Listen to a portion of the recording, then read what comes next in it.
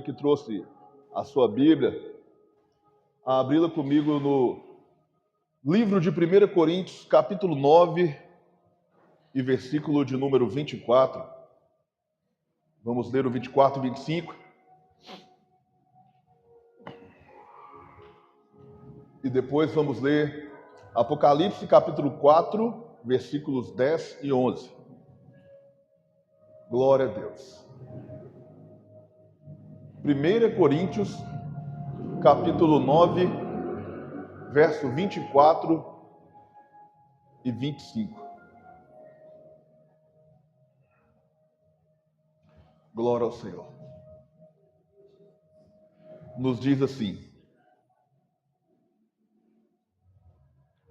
não sabeis vós que os que correm no estádio, todos na verdade correm, mas um só leva o prêmio.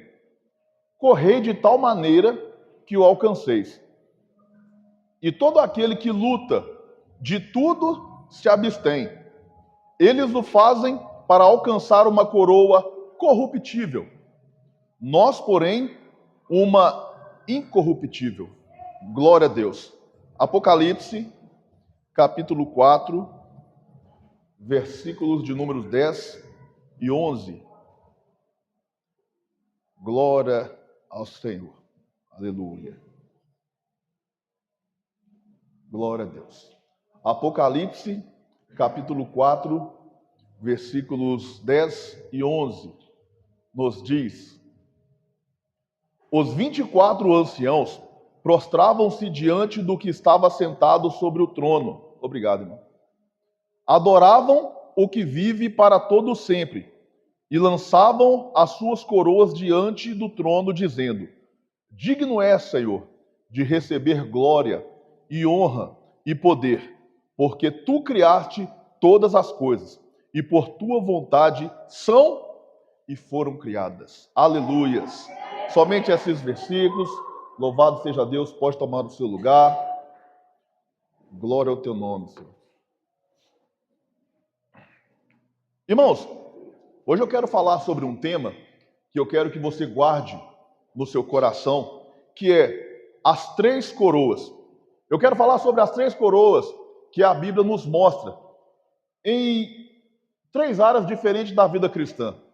Hoje eu tenho percebido, não quero generalizar, obviamente, eu digo sempre que existem duas igrejas. Existe a igreja corpo místico de Cristo, que é aquela que não importa a luta que ela passe ou que ela esteja enfrentando, ela segue firme com Jesus e vai morar na glória, e não há nada que Satanás possa fazer, nem os inimigos desse mundo, nada que ninguém possa fazer para afastá-la de Cristo. Essa é a igreja santa pela qual Jesus morreu e a qual ele virá buscar um dia. E existe uma outra igreja que se acostumou com a rotina, se acostumou com as programações, que às vezes vem para um culto ou outro porque ela já está acostumada a vir. Ela não vem aqui pensando que pode ser o último. Ela não vem aqui pensando que ela precisa receber da presença de Deus. Ela não vem aqui pensando, eu estou indo lá porque Jesus está lá, então eu tenho que estar lá também. Não, ela vem porque ela está acostumada. Ou seja, essa segunda igreja que eu estou falando, ela não se atenta à mensagem que é pregada, ao que a Bíblia quer dizer nas entrelinhas, ao que Jesus tem para ela verdadeiramente. Ela se preocupa o quê? Eu vou na igreja porque eu quero uma porta de emprego aberta. Eu vou na igreja porque eu estou com a luta no meu casamento. Eu vou na igreja porque meu filho está na droga. Eu vou na igreja porque tem alguém que já pediu a minha cabeça e quer me matar. Ou seja, ela vem aqui para buscar algo. Essa igreja, ela comumente ela fala assim, hoje eu vou no culto, mas eu não quero fazer nada. Eu quero ficar só quietinho na minha, recebendo. Vocês já ouviram o crente falar assim?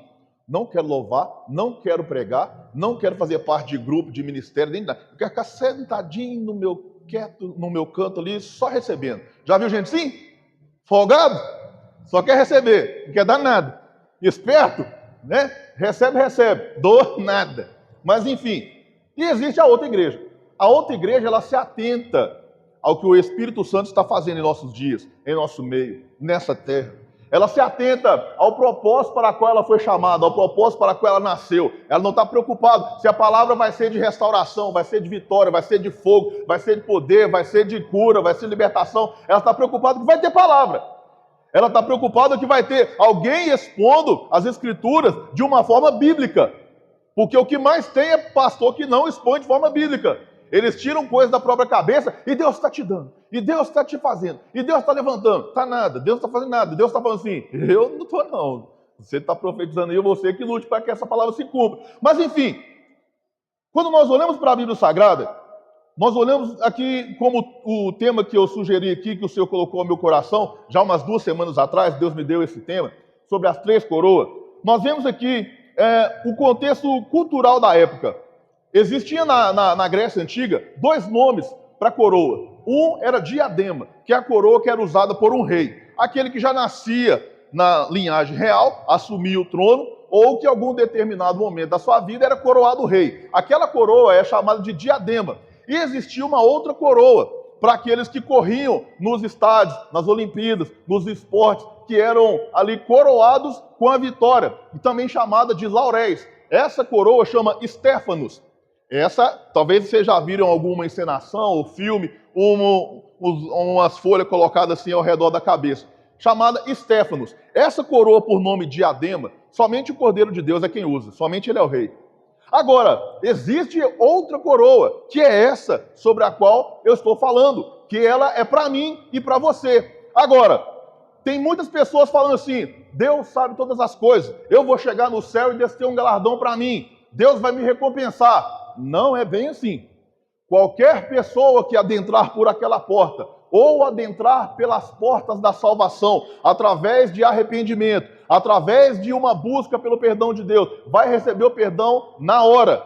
A pessoa está aqui mal vestida, mas se arrependeu que é Jesus, vai ser salva. A pessoa saiu da macumba, está lá adorando os enfim, batendo os atabaques lá, mas não quer isso aqui para mim não, agora eu quero Jesus. Arrependeu e vai ser salvo na hora. A pessoa está no mundo, no álcool, na droga, na prostituição, na idolatria, não importa.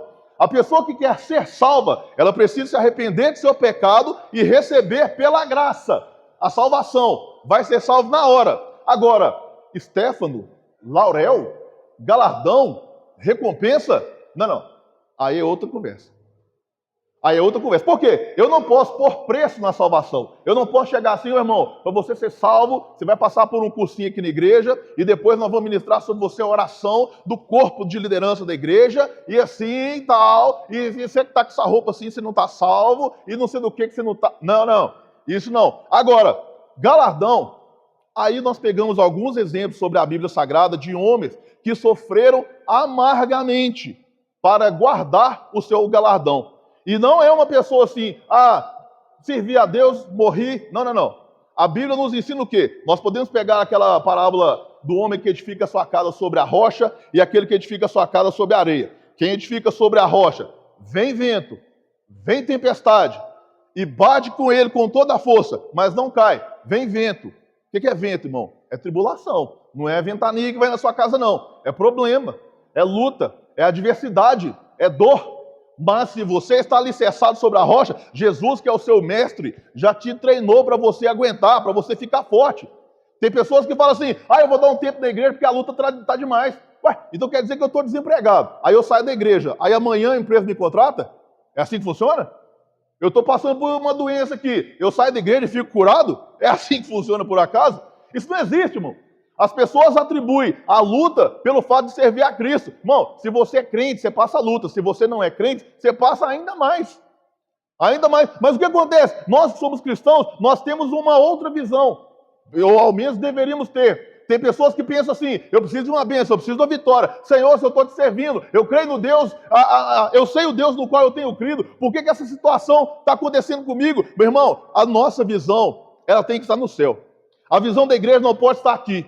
Porque se a visão da igreja estiver aqui, em alguns momentos, quando vier a luta, irmão, você vai achar que tem alguma coisa errada com você. Por que isso me sobreveio, meu pai? Eu tenho te servido, eu sou fiel no dízimo, mas, meu Deus, eu canto lá na igreja, meu pai. Eu estou orando toda madrugada. Não, meu irmão. Você está aqui por um período, você vai morrer, meu irmão. Você vai morrer e partir dessa para uma melhor, em nome de Jesus. Só que a morte, ela é apenas a porta que vai se abrir para que você se encontre com o seu amado e seja recebido nos braços dele, meu irmão, para receber o seu laurel, se você permanecer até o final, fiel, meu irmão.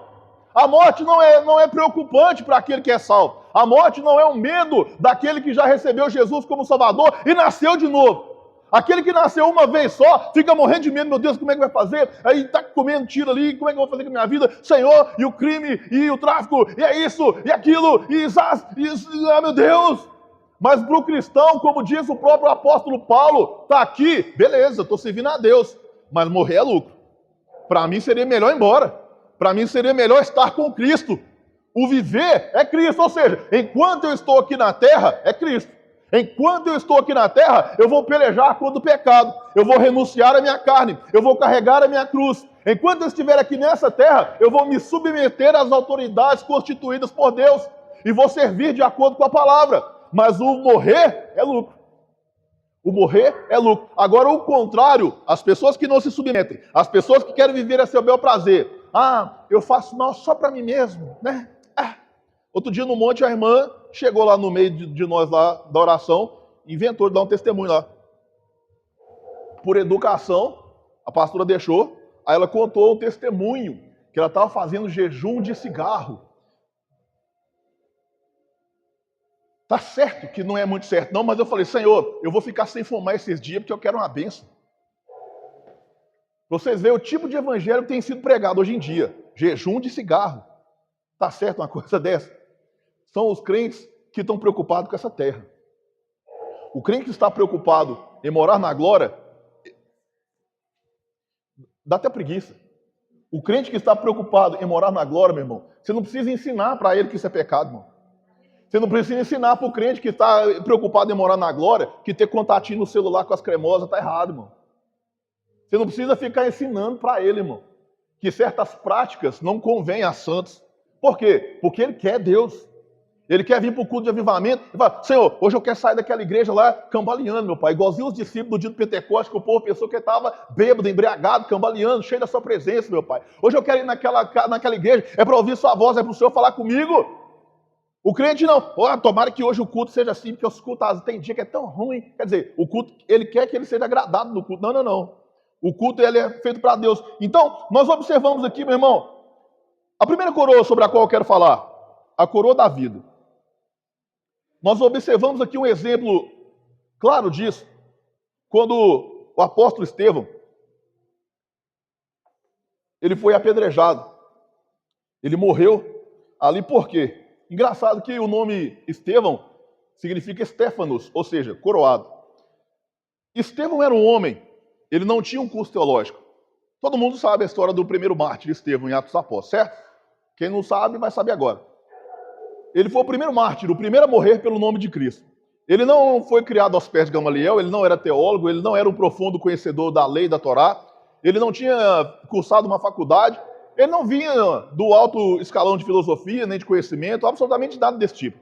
Mas Estevão, da mesma forma que os outros apóstolos, ele havia recebido uma porção tão grande do Espírito Santo, que quando ele começava a debater sobre a Bíblia Sagrada, nenhum dos fariseus podiam debater com ele.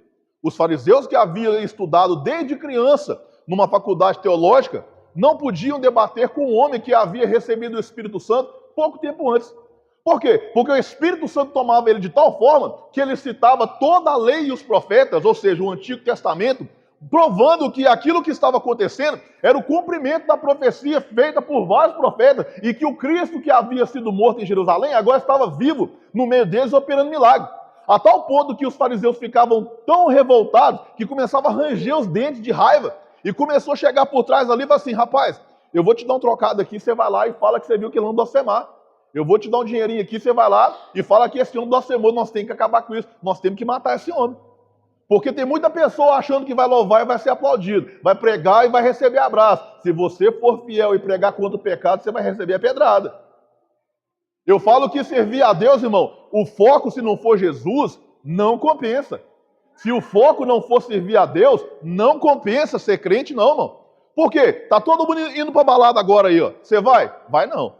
Tá todo mundo lá, e beija um e beija outro, e a mão vai naquilo, e o vaso na mão do oleiro, eles entendem errado, que o oleiro não é Deus, mas eles pensam que é todo mundo que está na rua. Aí se coloca na mão de um monte de oleiro, e os oleiros vão alisando o vaso, e aquele negócio todo, e aí vai um monte de família destruída, e filho que cresce quando é adolescente vai para droga, e o marido que vai embora, e vira uma bola de neve, e nós temos que ter oração e culto para casal, e vira uma bagunça. Mas quando é crente, não. Crente é fiel. Não. Crente? Eu? Balada? Não. Duas mulheres? Não. Usar uma roupa para sensualizar, para ver se os varão aí fica. Não. Então não compensa. Por quê? Porque o mundo aí fora faz o que quer, irmão. Ninguém manda em mim, não. Eu sou dono da minha vida, que não sei do quê. Não, aqui você não é dono da sua vida, não. Aqui dono da sua vida é Jesus. Aqui quem manda na sua vida é a palavra. Aqui tem pastor. E precisa se submeter a pastor. As varoas que já casou aí, já sabe o que é isso aí, ó. Ela tem que ser submissa ao marido. As que querem casar, não vai porque o varão é bonito, cheiroso, prega bem, que pode ser o santo profeta aqui na igreja e o Satanás dentro de casa. Tem que conhecer, ver se trabalha, ver se é provedor, ver se respeita pai e mãe. Não respeitou pai e mãe, não, sai fora. Aqui dentro da igreja é diferente, irmão. Então, se você for servir a Deus, pensando aqui nessa terra, não compensa. Não compensa. Por quê? Porque você tem que se colocar de uma forma que as pessoas de fora olhem para você e falem assim, não, aquilo é diferente. É a Bíblia que diz. Visto que somos observados por uma tão grande nuvem de testemunhas, como nos convém comportar diante de todos? Ou seja, está todo mundo te olhando, irmão. Você fala que é crente, mas os seus vizinhos falam assim, isso aí é crente? Não. Lá no seu serviço fala assim, aquela ali, crente? Não. Não, está errado. Então Estevão entende que essa vida não tem valor. Estevão entende que viver livre é viver perdido. E ele recebe o Senhor Jesus como Salvador. E recebe uma porção tão grande do Espírito Santo que ele coloca no chinelo os doutores da lei, os fariseus. E aqueles fariseus agora subornam homens para levantar falso testemunho, como se ele tivesse blasfemado. E o que acontece? Na mesma hora, na frente de todos, eles enchem a mão de pedra e matam Estevão a pedrada. Matam Estevão a pedrada. O que Estevão falou assim? Senhor Jesus, eu não aguento essa luta não, meu pai. Eu estou aqui pregando é para mim ficar rico, meu pai. Comprar uma casa na praia, eu estou ganhando pedrada? Não. Estevão não se comportou dessa forma. Muito pelo contrário. A Bíblia fala que Estevão, quando ele estava morrendo, ele caiu de joelho, olhou para cima e viu o céu aberto. Irmão, nós sabemos que Jesus está no trono, mas Estevão viu Jesus de pé. Jesus não estava sentado assistindo à morte de Estevão. Jesus se coloca de pé no seu trono para receber o profeta, para receber o apóstolo. Irmão, talvez essas mensagens que eu trago, esse conteúdo, você fique ouvindo assim e pense, isso é uma história bíblica. Não, meu irmão. Quando nós falamos que Deus é o mesmo ontem, hoje, eternamente, eu não estou só me referindo que Deus ainda cura no dia de hoje, que Deus ainda batiza com o Espírito Santo no dia de hoje. Não. Eu estou dizendo que Deus ainda está com você na sua luta. Que Deus ainda vai te receber de braços abertos do céu se você não negar a sua fé e nem abandonar a sua cruz. Eu estou aqui dizendo que da mesma forma que Deus recebeu Estevão lá no seu trono de pé, o Senhor Jesus também vai receber você. Se você, meu irmão, entender que você tem um chamado, que você é responsável para que a sua família conheça a Cristo. Se a sua família, se as pessoas que te rodeiam tiverem que seguir Jesus pelo que elas veem em você, como é que vai ser isso? Eles vão se converter ou não vão querer vir para a igreja? Se a sua família, se seu filho, se seu pai, se sua mãe, se seu irmão, seu primo, sua tia, sei lá, dentro do seu meio social, as pessoas tiverem que vir para a igreja pelo que eles conhecem de você, me responde não. Responda para você, eles viriam para a igreja ou ia falar assim, crente igual você? Não. Pensa, meu irmão. Eu quero que você pense. Porque Estevão tinha a oportunidade de dar mau testemunho. Não, vou morrer pedrado? Você é doido? Jesus sabe meu coração. Eu estou com ele no meu coração. O que tem que falar para ninguém, não? Não, você está certo. E dava as costas e ia embora. Mas Jesus deu tanta graça a Estevão que ele entendia que a morte, que essa passagem ainda não tinha sido escrita, porque foi escrito por aquele que apedrejou, consentiu na morte de Estevão. Anos depois, a morte não podia separar ele do amor de Deus que estava em Cristo. A profundidade, a altura, a nudez, a fome, a escassez, a pedrada, a blasfêmia, a injúria, não podia separar ele do amor de Deus que estava em Cristo. Ele estava morrendo nessa terra, mas acordando para a eternidade, com o seu laurel garantido. Então nós observamos aqui, a primeira coroa que nós falamos dela, é a coroa da vida. Você quer viver eternamente? Encara a morte. A Bíblia é tudo contrário, né? Você quer ganhar? Você vai ter que perder. Você quer viver? Então você vai ter que morrer. Você quer sair vitorioso em uma discussão? Cala a boca, abaixa a cabeça. Eu não aceito não, eu estou no meu direito, pastor. Então vai, velho. Você que lute depois. A gente quer estar no controle da nossa vida, irmão. Mas o crente não está no controle da vida dele. Quem está é Cristo. É Cristo quem deve estar no controle da nossa vida. Depois nós observamos também a segunda coroa sobre a qual eu quero falar aqui nessa noite, que é a coroa da justiça. A integridade de quem olha para o alvo. Irmão, presta atenção nessa história aqui. A Bíblia fala no livro de Atos 21, se não me falha a memória, que o apóstolo Paulo, ele fez uma enorme coleta para levar para a igreja de Jerusalém. Presta atenção aqui. Porque havia vindo uma profecia da parte de Deus tempos antes que haveria uma grande fome. E a profecia se cumpriu, a fome veio. O apóstolo Paulo, que já havia se convertido, já havia fundado várias igrejas, já tinha viajado por vários lugares, inclusive no capítulo 24, verso 17, não me falha a memória, fala que 20 anos depois que ele estava voltando para Jerusalém para trazer a oferta. Ou seja, ele ficou muito tempo juntando dinheiro para levar para a igreja de Jerusalém. Igreja essa que era pastoreada pelo Pedrão. O Pedrão era homem de Deus, só que Pedro era difícil. Certa vez, Paulo chegou para Pedro e falou assim: ô Pedro, você deixa de ser safado. Porque quando você está junto com o judeu, você se comporta como judeu. Quando você está perto do gentil, você se comporta como gentil. Você é o quê? Eu estou na igreja, roupa de crente, falo igual crente, amarrado, repreendido, sangue de Jesus tem poder. Aí eu estou lá fora, lá, qual é, Zé? Hã? O vocabulário muda. Perante quem eu estou? Ué. Pedro agiu dessa forma e Paulo, a Bíblia diz que o resistiu em rosto. Mas tá, vamos lá. Quando Paulo chega com uma oferta tão grande que ele precisou organizar uma comitiva para levar a oferta até Jerusalém, de vários irmãos bereanos ali da Sincréia e várias outras regiões para levar aquela oferta. Aquela oferta era tão grande e o povo estava passando necessidade. O povo de Jerusalém estava pobre, passando necessidade de comida. E Paulo chega com muito dinheiro, porque Paulo falou para o povo assim, nós desfrutamos das bênçãos espirituais deles, então normal que eles venham colher também das nossas físicas, dinheiro. Eles nos ensinaram o caminho da salvação, veio deles aqui a palavra do Senhor Jesus, o testemunho, então é lícito que eles também venham comer junto com a gente, já que eles estão passando dificuldade. Vamos cuidar deles. E todas as igrejas que Paulo havia fundado contribuíram em peso, com dinheiro. E Paulo levou muito dinheiro para Jerusalém. Aí quando Paulo chega em Jerusalém com o dinheiro lá, sabe o que os bonitão fez? Levou ele lá, reuniu os anciãos, falou assim, pois é, né, Paulo? Você está trazendo esse dinheiro aí, só que eu ouvi falar que você está ensinando lá fora, lá, que eles não têm que guardar a lei de Moisés. Vocês entendem isso, irmão? É como se você chegasse num membro de uma igreja daquelas ultra-pentecostal, sabe? Que as irmãs não podem usar calça, não pode rapar o sovaco, não pode fazer nada, não pode cortar um cabelo, e os varão é só de calça, até para tomar banho. Aí você chega com a cesta básica lá, ele fala assim, mas você está de bermuda. Se fosse eu falar com ele assim, então me dá a cesta aqui que eu vou embora.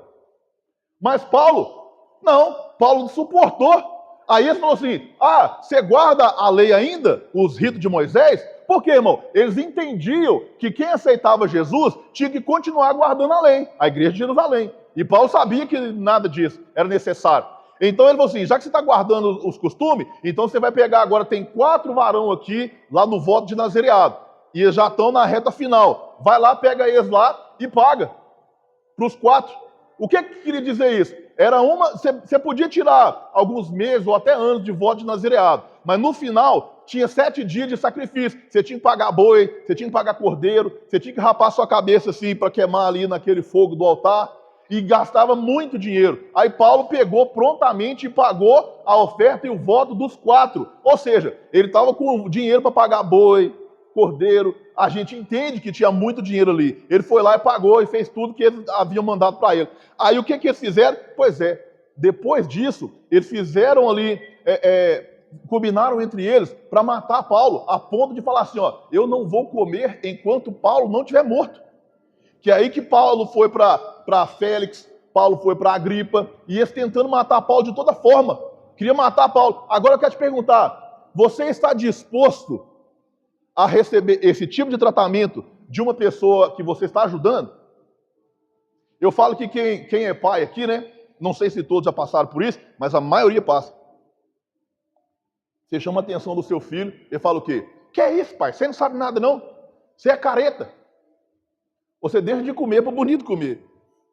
Você quer sair com o mozão aí, às vezes, para comer uma pizza, dar uma passeada, você pensa assim, mas se eu for, como é que vai ficar o material escolar do meu menino? Aí na hora que você chama a atenção dele e puxa a orelha, sai fora, mãe, você é difícil, mas você é careta. Isso é no seu tempo, mãe, no meu tempo agora não é assim mais não. Acha que é um adulto. Isso eu estou falando de filho, já é difícil. Mas quantos irmãos também a gente não quer ajudar e é recebido dessa forma? Irmão, para que nós venhamos ter a coroa da justiça, nós precisamos ser justos. Aos olhos de Deus, não aos olhos do irmão. Porque aos olhos do irmão, Paulo era um herege. Aos olhos dos irmãos, Paulo era uma pessoa que estava pregando contra a sã doutrina.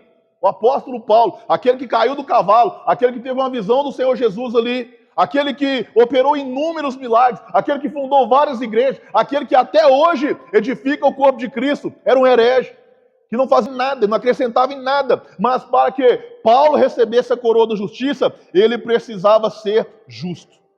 Paulo, quando ele estava escrevendo a sua última carta, trancado, ele estava aqui do lado de fora, do lado de dentro, escrevendo as cartas lá, e lá fora, lá o soldado, afiando o machado para arrancar a cabeça dele fora. Ele estava ali orando pelos irmãos, e lá fora tinha um machado ali afiadinho, esperando a ele para chegar. Meu irmão, presta atenção. Ele não estava preocupado com a sua morte. Ele não estava preocupado com o seu sofrimento. Ele estava preocupado que já estava aguardando a ele a coroa da justiça. Você pode sofrer. Se eu trouxer uma mensagem aqui, ó, eu estou vendo um anjo andando no meio da igreja. Deus vai começar a renovar aqui. O povo começa a agitar. E daqui a pouco tem gente falando língua estranha, tem gente rodando.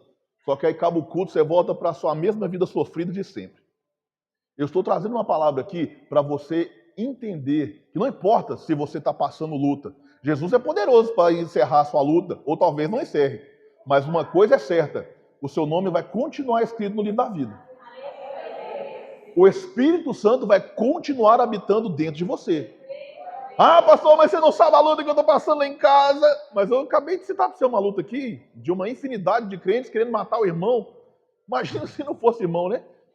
Uma infinidade de pessoas tramando para arrancar a cabeça dele. Nós temos que matar esse Paulo aqui, porque não tem condição. Irmão, Paulo ele criava tanto alvoroço, que quando ele chegou na cidade de Éfeso, ele começou a pregar Jesus. A Diana dos Efésios, que era uma pseudo-deusa cultuada lá, ela caiu, acabou a crença. Todo mundo que era dos Infi, que batia o tambor, que lia horóscopo, que confiava nessas coisas todas aí, ó, pegou seus livros de magia, levou para a praça e queimou tudo.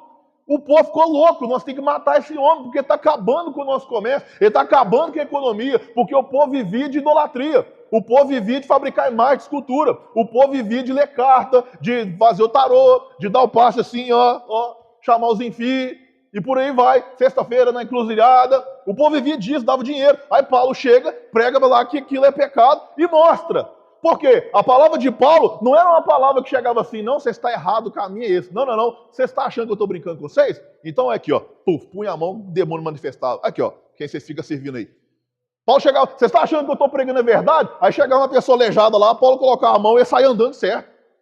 O povo começou a ficar com raiva, porque Paulo estendia a pregação dele até meia-noite, a ponto de um jovem cair da janela e morrer. Falou, não, morreu? Desce menino aqui, peraí. Abraça ele, acorda aí, menino, em nome de Jesus. Ele levanta, senta de novo, tá vendo aí? Volta para o púlpito e continua a pregar. É o que a Bíblia diz, irmão. Então o evangelho que Paulo pregava era o evangelho vivo. Hoje a gente fica preocupado assim, ó, 7 passos para a bênção, 7 passos para a vitória, 7 passos para alcançar não sei do que, 7 passos para a restauração da família. Meu irmão, só existe um passo, é arrepender de seus pecados e começar a ser praticante dessa palavra. Praticante, não ouvinte, como diz a Bíblia em Tiago capítulo 1, versículo 22. Tornai-vos, pois, praticantes dessa palavra, e não só ouvinte, enganando a vós mesmos com falso discurso. É falso discurso. Ficar vindo na igreja assim, eu vou lá que eu estou na campanha, meu Deus, e Deus vai me dar vitória, que eu não aguento mais. Uma vez a irmã chegou perto de mim e falou assim, eu estou na aprovação de Jó. Eu falei, você está com lepra, irmã? Não está amarrado? Mas você não falou que está na aprovação de Jó? Seu filho morreu então. Misericórdia, irmã, o que aconteceu? Não morreu filho nenhum meu, não? Mas como é que você está na aprovação de João, então? Presta atenção, irmão. Eu prego de forma simples, irmão. Eu quero que você entenda a palavra. Eu não quero que você se emocione, não estou nem preocupado. Você vai chorar se não vai me aplaudir, não vai. Não estou preocupado. Eu quero que você entenda o que Deus tem para você. Que é coroa da vida, da justiça, da vitória. Eu quero que você entenda que nesse mundo tereis aflições. O evangelho não é para ser aqui, igual tem umas igrejas aí, não, que ela quer forçar Deus a trabalhar para você. Anteontem eu ouvi um vídeo lá. Se você trouxer no gasofilaço, na arca, e colocar, Deus é obrigado a fazer para você. Não vai nessa não, irmão. Vai não. É antibíblico, é herético. Mas, observe, no ano de 2008, pastoreando a Assembleia de Deus, lá em Mateus Leme, cheguei para um jovem lá, 16 anos, e Deus nos usou para falar com aquele jovem assim, ó, o Senhor manda te dizer que a cova para você está aberta, mas você tem hoje uma oportunidade, Ele quer te salvar. Aí ele ficou assim, eu não sei, não sabe? Beleza, fomos embora. Na mesma semana, 3 tiros no peito, viraram gasolina e riscaram fogo na frente da mãe. E a mãe, desesperada, porque a mãe era uma ovelha minha ali, congregava com a gente, puxando ele no quintal pelo pé, pegando fogo. Por quê? Porque os crentes aqui é careta. Porque o jovem tem que curtir a vida. E é verdade, curtir significa apodrecer, né? Apodreceu a vida. Aí, chega no velório eu, que a mãe dele era minha ovelha, obviamente que nós vamos estar lá presentes nesse momento de dor. Igual um torresmo dentro do caixão, todo queimado. E a mãe abraçada com ele. Levanta daí, meu filho, vamos embora jantar, meu filho, sai daí. A ficha não tinha caído, não sei. Mãe em choque, sofrendo, imagina. Porque na cabeça de qualquer pai, você vai morrer e seu filho vai te enterrar. É o ciclo da vida. Agora você vai enterrar um jovem que não estava doente, saudável, jovem, com uma vida toda pela frente. Por quê? Será que ele estava fazendo o quê? Na biblioteca estudando? Será que ele está envolvendo com que tipo de gente? O jovem que gosta de Jesus, de Bíblia, ou do futebol, ou do jiu-jitsu, ou do esporte, ou qualquer coisa? Não, irmão, droga. Aí quando ela olha para mim, na época lá, nós tínhamos um ministério que o Senhor Jesus operava grandes milagres, e ela olha para mim assim e fala assim, o pastor chegou, vai orar para você, nós vamos embora. Deus cura, irmão, sim ou não? Agora tem como eu obrigar Deus a curar? Deus, ele responde oração, sim ou não? Agora tem como eu obrigar Deus a responder uma oração? Se Deus, pela graça e misericórdia, antes de acontecer, você quer amor maior? Você vai virar ali, está tendo ali um assalto, você vai morrer, a pessoa chega para você e fala assim, vai não, senhor. Vai não, porque você vai ser acometido ali, vai ceifar a sua vida. Você vai ser grato pro resto da vida por aquela pessoa ali, por ela ter te avisado. E Deus nos usa para falar com aquele jovem assim, ó, não faça isso, que a cova está aberta. Morreu. Porque muitas vezes, ficar aqui dentro da igreja, aqui sentado ouvindo a palavra, é chato. Porque muitas vezes o pregador não tem unção. Porque muitas vezes quem está cantando aqui está cantando só para se mostrar. Não é assim que muita gente pensa? Só que enquanto nós estamos aqui sentadinhos ouvindo a palavra, Deus está livrando. Enquanto nós estamos aqui sentadinhos louvando a Deus, Deus está operando. Deus está dando livramento. Deus está te guardando. Deus está, meu irmão, agindo na sua casa, na sua vida. Porque nós precisamos perseverar para ter aqui, irmão, acesso à coroa da justiça. Terceira coroa sobre a qual eu quero falar. A coroa da glória. Ah, essa coroa da glória. Essa aqui é o legado de quem ganha alma. Obrigado, meu irmão. Esse aqui é o legado de quem ganha alma. Lá no primeira epístola de Pedro, capítulo 5, verso 4, diz assim, ó, e quando se manifestar o supremo pastor, receberei a imarcessível coroa da glória. Imarcessível.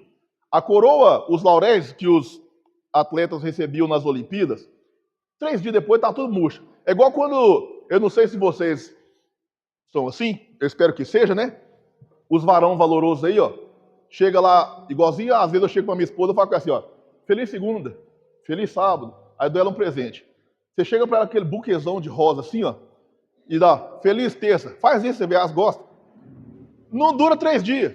Você paga caro naquele negócio ali, as mulheres ficam igualzinho a flor, assim, todas assim, né? Aí elas tentam colocar na água, não adianta não.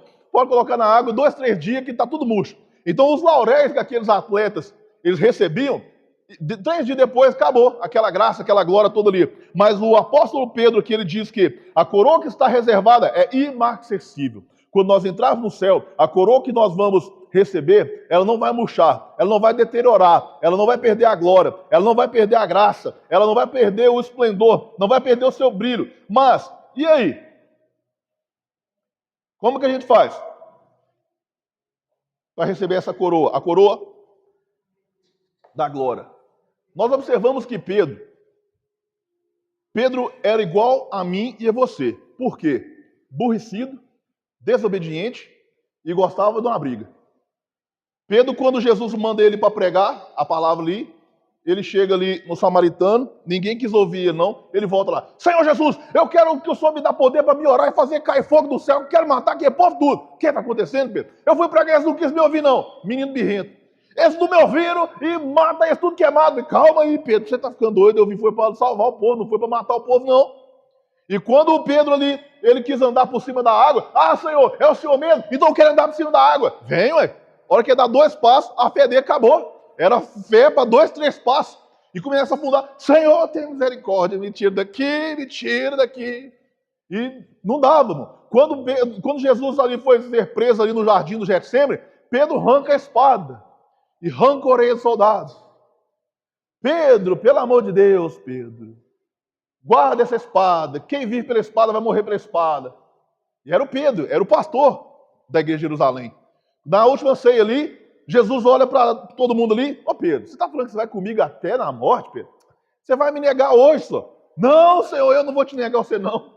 E naquela mesma noite, Pedro nega ao Senhor Jesus. E vê Jesus ser crucificado. E o que ele faz? Abandona a fé e volta para a vida dele cotidiana. Quando Jesus chega ressurreto, Pedro então olha para Jesus, corre para se esconder dentro d'água porque estava pelado. E Jesus: calma, Pedro, não apavora não, filho. Volta lá, lança a rede, pesca seu peixinho, vamos conversar. Você me ama, Pedro?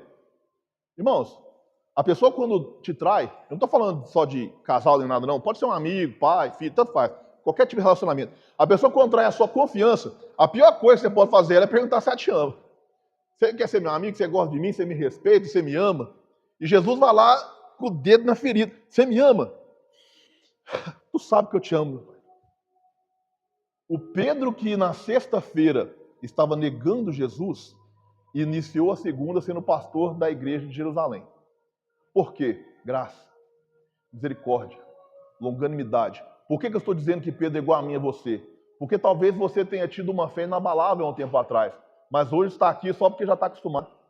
Talvez você já tenha sido batizado, mas hoje, quando ninguém está vendo, você tem costumes que não são condizentes com o cristianismo.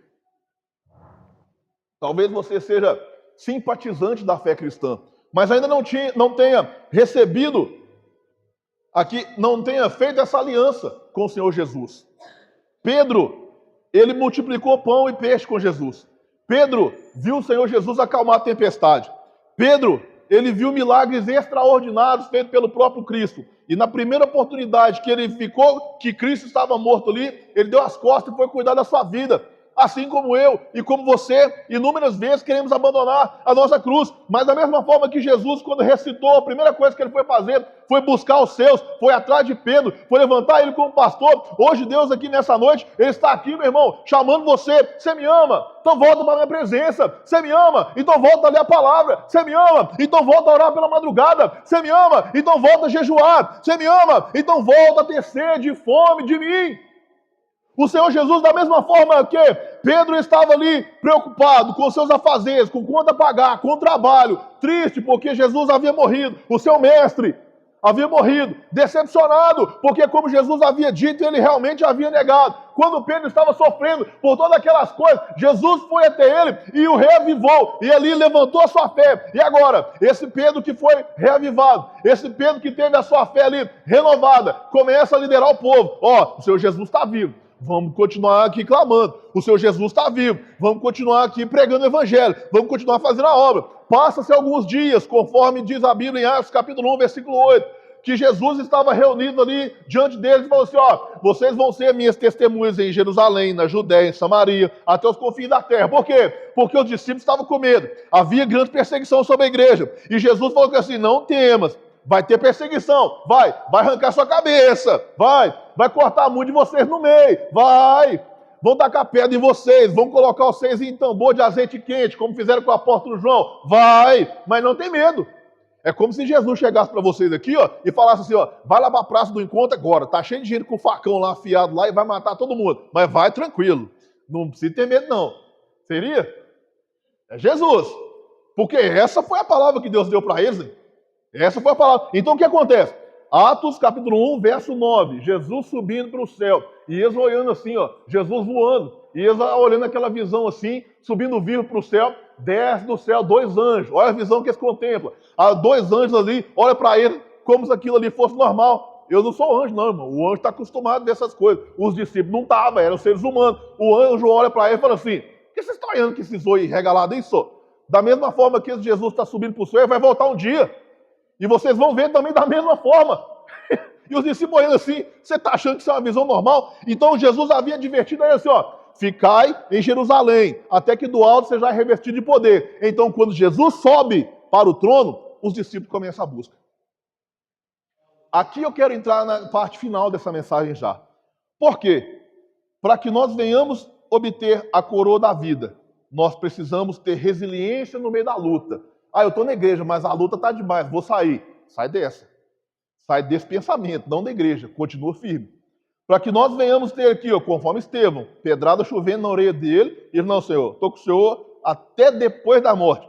Coroa da justiça, integridade do apóstolo Paulo, que ele estava ajudando pessoas, estava evangelizando, estava juntando dinheiro porque os bonitão lá estavam passando fome. E eles querendo matar ele, querendo arrancar a vida dele. Ele perseverou e conquistou a coroa da justiça, a coroa da glória. Pedro, que era rebelde. Pedro, que era desobediente. Pedro, que era sanguíneo. Pedro, que era terrível. Agora nasce um novo Pedro. Por quê? Quando Pedro começa a reunir com os apóstolos e com uma infinidade de outras pessoas, a história relata aproximadamente 700 pessoas reunidas no cenáculo, porque Jesus havia dito, ó, eu vou mandar o Consolador para vocês, fique tranquilo, eu vou mandar meu Espírito, vocês não vão ficar órfãos. Então, eles ainda com medo, ainda trancados, ainda escondidos, mas clamando. Ainda sem ter tanta experiência, ainda sem ter talentos, ainda sem ter dons, mas clamando. Ainda sem ter na palma das suas mãos ali a resposta das suas orações, mas clamando. Ainda não tinha recebido a porta aberta, ainda não tinha recebido ali o testemunho para contar em cima de um altar aqui. Como eu sei que muitos de vocês esperam o dia da sua vitória, o dia de contar o seu testemunho, o dia de chegar aqui e falar assim, irmão, hoje eu estou aqui para contar que Deus ouviu a minha oração e respondeu, e Deus fez isso na minha vida. Eu sei que muitos de vocês aguardam ansiosamente por esse dia, que talvez ainda não chegou. Pedro também ainda não havia recebido, mas estava clamando. Quando nós não vemos a nossa vitória, continue a orar. Enquanto o Senhor Jesus não responde a nossa oração, continue a clamar. Enquanto o dia de testemunhar, a bênção na minha vida não chega, continue. Porque a Bíblia fala aqui no texto que nós lemos aqui, ó, capítulo 9, versículo 24 de 1 Coríntios, ó, e todo aquele que luta, de tudo se abstém. Quem é atleta, quem é lutador, ele não bebe o que quer, não come o que quer, não dorme na hora que quer, não faz o que quer, ele se abstém de várias coisas. Para quê? Para que no dia da luta ele esteja forte, ele esteja saudável. E nós estamos aqui pensando que a banda está passando e nós está tranquilo, e no final, Deus sabe do meu coração, Deus sabe todas as coisas, é por isso que o inferno está cheio. Porque Deus sabe todas as coisas. Você pode esconder do pastor, de Deus não. Você pode esconder do marido, da esposa, do irmão, do pai, da mãe, de Deus não. É por isso que Deus sabe todas as coisas. É por isso que muitas vitórias não chegam. Mas dando continuidade, os apóstolos estavam orando, os apóstolos estavam clamando, os apóstolos estavam pedindo. E passa um dia, 700 pessoas clamando ali no cenáculo. E passa 2 dias, 600. E passa 3 dias, 500. E passa 4 dias, 400. E passa 5 dias, 300 pessoas. No findar dos 10 dias, haviam 120 apóstolos apenas clamando. Começou com 700. Fogo de pai, irmão, abandona a fé. Tem gente que vem para a igreja porque vê muita revelação. Não é para Jesus. Tem gente que vem para a igreja porque vê Jesus aqui. Irmão, deixa eu perguntar uma coisa. Se Jesus levantar um paralítico da cadeira de roda aqui, você acha que o povo vai cair de joelho chorando e adorando ou vai arrancar o celular para filmar? É porque o like é mais importante do que o louvor a Deus, né? É crente? É crente? Eu costumo falar assim que quando Deus fala comigo eu derreto. Porque o baixinho aqui de 115 quilos, eu choro igual neném. Meu nariz fica desse tamanho assim, ó. Bonito demais, ó Deus. Porque não tem isso, irmão. Quando Deus fala, a gente não aguenta. Então o que acontece? Os discípulos clamando. 10 dias depois, estavam reunidos ali. No dia de Pentecoste. Atos 2. Coisa linda. Diz a Bíblia, veio do céu um vento veemente e impetuoso, encheu toda a casa, e os discípulos viram sobre os outros línguas como chamas de fogo, tochas de fogo, pedaços de fogo, visivelmente sobre a cabeça de cada um ali. Aí a Bíblia vai dizer o quê? Existia ali em Jerusalém Medos, pessoal da Panfilha, Mesopotâmia, Egito, Cirene, Capadócia e por aí vai. Ou seja, a terra inteira daquela época estava reunida em Jerusalém. Aí quando eles começaram lá assim, embriagados, oh glória, aleluia, oh Senhor, louvado seja o teu nome, meu Pai. O povo assim, esses aí que é os cristãos, esse aí que é o santo, todo, uma hora dessa do dia, Pedro agora que não nega mais a fé. Pedro agora que não arranca a espada para arrancar a orelha de ninguém. Muito pelo contrário, ele usa a espada de 2 gumes agora. Pedro agora, que não se precisar andar por cima da água, ele não ia mais afundar, porque a fé dele agora estava inabalável. Arruma sua roupa e fala assim, você está pensando o quê? Isso aqui não tem ninguém aqui embriagado igual você está falando, igual você está pensando. Esses homens aqui que você está vendo aqui, isso aqui é o cumprimento da profecia que está escrito no livro de Joel, que derramaria Deus nos últimos dias do seu poder sobre toda a carne.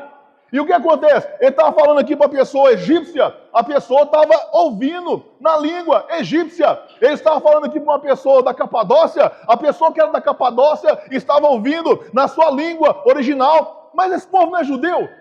Como é que está falando na minha língua? Eu estou entendendo. É porque quando o Espírito Santo de Deus vem sobre a vida da igreja, meu irmão, não é simplesmente para você se alegrar aqui, não é simplesmente para você rodar, entregar a profecia, cair, levantar. Não, meu irmão. Quando o Espírito Santo vem sobre a sua vida, é para você alcançar os perdidos, é para você ganhar alma, é para você expulsar demônio, é para você curar enfermo, é para você fazer a obra de Deus, meu irmão, é para você ser fortalecido. Quando o Espírito Santo é derramado sobre a vida dos apóstolos, ele não foi derramado sobre a vida dos apóstolos para criar ali um alvoroço em Jerusalém, mas o Espírito Santo foi derramado sobre a vida dos apóstolos para desbancar o inferno e arrancar as almas que estavam nas trevas e trazê-las para a luz. Eu quero perguntar para você, para que você vem nesse culto aqui de Pentecoste hoje? Para quê? Para ver mover? Para ficar se alegrando? Ou para sair cheio? Ou para transbordar? Ou para entrar na batalha? Ou para entrar, meu irmão, e contar a vitória? Para olhar no olho de Satanás e falar com ele assim, ó, quer manifestar lá em casa, Satanás? Pode vir, mas vem acompanhado, porque hoje eu estou na graça, hoje eu estou na unção, hoje eu estou cheio, do Espírito, aleluia!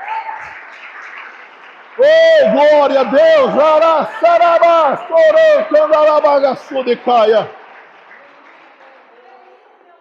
Louvado seja o nome do Senhor. O Espírito Santo, meu irmão, não virá à toa. Inclusive, eu falei isso aqui na última vez que eu preguei aqui. Nem lembro quanto tempo faz, mas já faz tempo. Para quê? Nós queremos ser cheios. Para quê? Eu vou naquela igreja lá, porque lá, menino, lá é animado. Não, para com isso, irmão. Venha na igreja porque ela é bíblica. E na igreja que é bíblica, haverá o fogo. Porque para haver fogo, precisa de lenha. Se você pegar uma página da Bíblia aqui e pôr fogo nela, ela queima, mas não dura um minuto. Mas se você colocar fogo num carvão sólido, numa lenha boa, a noite inteira aqui pegando fogo. A sua vida precisa ser essa lenha. Para que o fogo venha descer, nós temos que pegar igual o ministério levítico lá. Antes de acender a chama, limpa carvão, tira toda a impureza e depois reacende a chama. A chama do Senhor Jesus. Uma coisa que eu ensinei para uma alma que eu ganhei já muitos anos atrás, ele era doido para ser batizado com o Espírito Santo. Eu falei assim, Jesus quer te batizar mais do que você quer ser batizado. Jesus quer renovar a igreja dele? Quer. Agora, para quê? Você tem coragem de orar por um enfermo? Você tem coragem de expulsar o demônio? Você tem coragem de ficar de madrugada, igualzinho doido, na porta da sua casa lá assim, ó. Senhor, essa casa é do Senhor, meu Pai. Os meus filhos, meu Pai. Meu marido, meu Pai. Satanás não vai tocar, Senhor. Em nome de Jesus, eu repreendo esse Satanás do inferno, meu Pai, que está querendo causar divisão. Meu Pai, em nome de Jesus, eu desafio agora em Teu nome, meu Pai. E lanço no abismo agora toda obra contrária.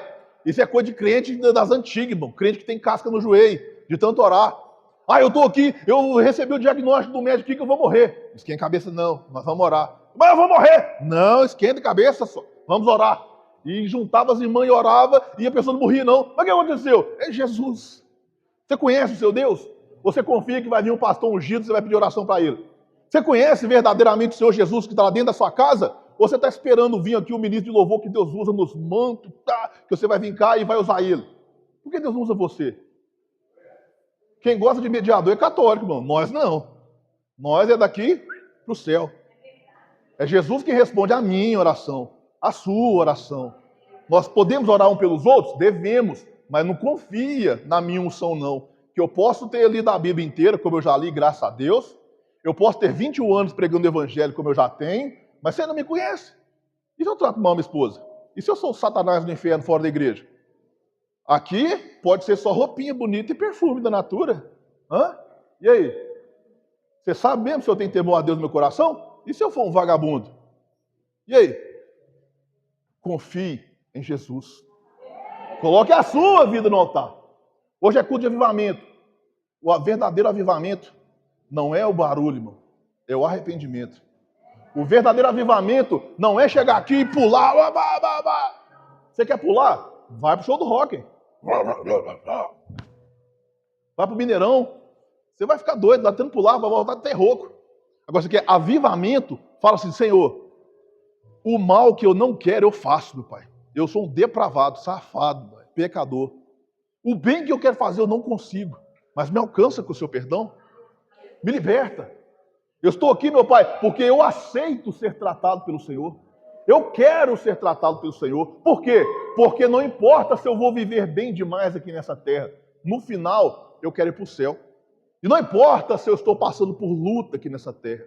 Chegando lá no céu, eu quero a minha coroa da vida, a minha coroa da justiça e a minha coroa da glória. Agora, para que nós queremos essa coroa? Para chegar no céu e ficar ostentando? Não.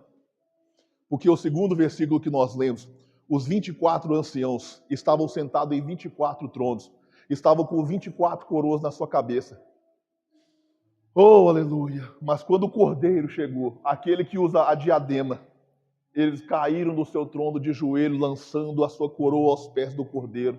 O que você vai entregar aos pés do Cordeiro quando chegar o grande dia? O que você vai entregar? O que você tem construído? O que tem em suas mãos? O que tem? Quais são as vestes espirituais que você tem vestido? O que você apresentará ao Cordeiro? E se Jesus voltasse agora para você? A Bíblia diz em Hebreus 9:27 que o homem está ordenado morrer uma só vez, vindo após isso o juízo. Fechou o olho, juízo. Mostra-me suas mãos. O que tem? Deus, eu não concordava com aquela igreja, não. Deixa de ter burrice, menino. Senhor, mas eu não era igual aqueles irmãos lá, não. Olha lá, ó. Eles não cortavam as pontinhas do cabelo. Deixa de ser besta, Senhor. A gente fica coando mosquito, engolindo camelo. Do frigir dos ovos. Só importa se você ama o Senhor. Só importa se você tem uma vida condizente com essa palavra. Só importa se você anseia ganhar almas, servir. Só importa, meu irmão. Finalizando já, eu lembro que às vezes eu ia evangelizar, fazer visita no hospital, lembra, Mateus, lembra? Como eu trabalhava, eu tinha meus afazeres, não dava para ir sempre. Mas todos os dias tinha uma irmã lá, a irmã Imaculada. Já devia ter seus 80 ou mais. Já aposentada, com a vida toda feita, ela podia ir todos os dias, então ela estava lá todos os dias. Quem sou eu para chegar perto de uma irmã daquela? Todo dia, orando por enfermos, entregando panfletinho. Quem sou eu? Quem sou eu? E quando eu chegava lá, ela fazia assim, ó. Ficava atrás de mim, não dava um pio. E eu ia, quarto por quarto, e quando eu orava, ela estava assim, ó. Nós precisamos aprender com esse tipo de pessoa, irmão. Não é nós quem temos que brilhar, é Jesus. Ela estava todo dia, eu ia de vez em quando, mas ela olhava para mim e falava assim, o pastor está aqui, né?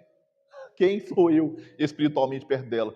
Mas ela de forma humilde, de forma honrosa, saía de cena para o pastor ir. O pastor que tinha que cuidar de serviço, que tinha um monte de problema, que ia no hospital de vez em quando sobrava tempo, ela deixava passar na frente. Nós precisamos honrar ao que tem honra de verdade. E o que tem honra de verdade não é seu amigo que te chama para beber. Não é aquela sua amiga que manda você largar seu marido, que você é besta demais, que está cheio de homem por aí. Não é aquela pessoa que chama você por raio. Não é aquela pessoa que fala assim, você é trouxa, enfia a mão na orelha, não sei do quem, você vai ficar aí debaixo de pastor está lá com o bolso cheio. Você vai... Não. Não é essas pessoas que têm que ser honradas na sua vida. Tem que ser honrada aquela que fala assim, sai desse mundo e venha para os braços do Pai. Não negue a sua fé, não negue a sua cruz. Tá difícil demais. Tá difícil, mas essa dificuldade não vai te separar do amor de Deus que está em Cristo. Tá na luta, mas o seu nome vai continuar escrito no livro da vida se você for fiel, perseverar. A gente quer ser forte para pagar conta. A gente quer ser os machão, fortão, para chegar aqui, ó, eu que pago tudo dentro de casa. Seja o brabo, seja o forte e fala assim, ó, não vou negar a minha fé. As mulheres hoje, não sei se tem alguém aqui, espero que não, mas as mulheres de hoje estão assim, eu não preciso de homem para nada. Sou dono da minha vida, eu dou conta de tudo. Então dê conta de guardar essa palavra e se submeta. Dê conta de guardar o testemunho, porque a coroa da vida está reservada, é para esse tipo de crente.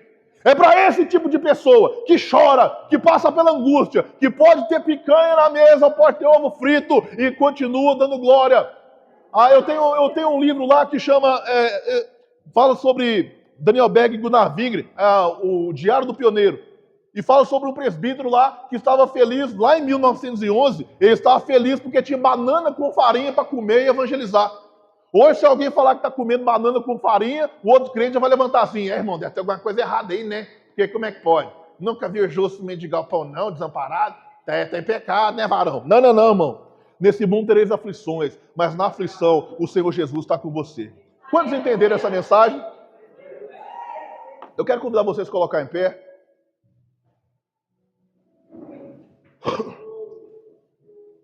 Louvado seja o nome do Senhor. Você está aqui com um propósito, irmão. Não aqui hoje, aqui nessa terra. Você está aqui com um propósito. E o propósito é ser uma extensão do corpo de Cristo em meio ao mundo que jaz no maligno, jaz em trevas. Outro dia, breve, menos de um mês atrás, ou um mês, sei lá, fui chamado por uma pessoa na casa dela. Estou com um problema, sim, e eu quero que você ore para o meu filho, eu quero que você ore para o meu marido, que eu estou com a batalha espiritual, está manifestando aqui as coisas em casa, eu rezo todo dia, 4h30 da manhã. Aí Deus já me falou assim que o problema era ela. E ela falando que era o marido, era o filho, era não sei quem. Nós chegamos na casa dela o primeiro dia, oramos por ela lá, você resumir aqui. Quem caiu, demoniado, foi ela. Mas eu estou assustado, ela ficou em choque, porque ela achava que ela rezava todo dia, não ia acontecer com ela não. Aí eu fui embora, voltei no outro dia, ela caiu de novo. Eu falei, Senhor, o que é isso? Aí Deus me deu uma visão, puxa para fora, tudo que está oculto no mundo espiritual. Fui na casa dela a terceira vez, falei com a minha paixãozinha assim, ó, põe a mão na barriga dela. Ó, que nós oramos, ela vomitou a sala inteira, ela ficou em choque. Eu falei com ela assim, ó, eu posso vir aqui todo dia orar por você, porque eu sou pastor, não tem problema. Mas se você não quiser Jesus, não tem nada que eu possa fazer. O seu pai está querendo chegar aqui, jogar você para cima, te beijar, cheirar você, abraçar, e você está de olho na mão dele, esperando o que ele trouxe de presente para você. Não é assim. Queira o seu pai. Ah, mas eu não me vejo em igreja evangélica, não. Então, tchau, obrigado. O que eu posso fazer aqui? Começa a se ver. Porque você manda seu filho para a igreja, manda seu marido para a igreja, e você não vai? Se as pessoas que estão te observando tiverem que ver a Jesus pelo seu testemunho, elas viriam? Feche os olhos. Pai, eu oro ao Senhor aqui nessa noite a favor desse povo. Eu preguei a sua palavra, meu Pai. Hoje é um culto de avivamento. Eu peço que o verdadeiro avivamento, meu Pai, compunja, Senhor, no sentido literal dessa palavra, que significa rasgar, significa condoer, significa estraçalhar no coração de cada um, meu Pai. E que eles possam fazer uma aliança verdadeira com o Senhor, se ainda não fizeram. Que eles possam, meu Pai, se comprometer em ser testemunho vivo, meu Pai, da sua fé, da sua palavra, da sua presença. Porque é esse tipo de comportamento, Senhor, que vai fazer com que nós venhamos alcançar a coroa da vida, a coroa da justiça e a coroa da glória. Oh, Santo Deus, que nós possamos ser crendo que o Senhor vai voltar, meu Pai, para nos buscar e quer nos encontrar trabalhando. Eu oro ao Senhor aqui nessa noite a favor desse povo.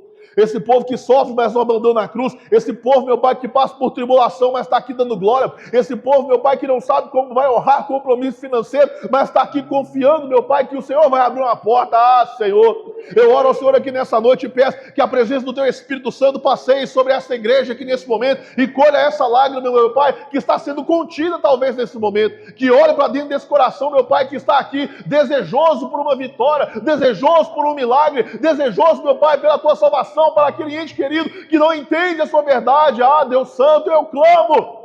Clamo agora, meu Pai, por essa igreja, Senhor, que está aqui sedenta pela Sua presença, querendo chegar àquele grande dia onde ela vai Te abraçar e vai receber do Senhor aquela palavra: vinde benditos de meu Pai, possuir por herança o reino que vos está preparado desde a fundação do mundo, Senhor.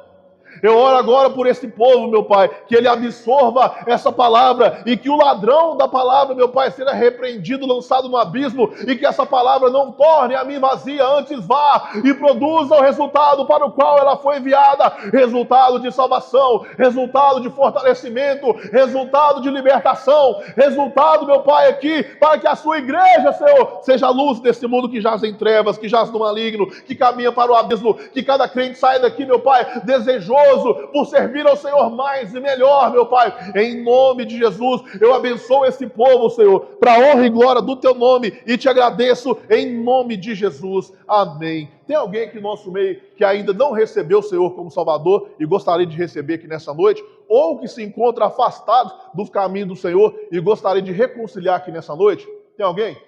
Se tiver, dê um sinal assim com a sua mão. Aleluia.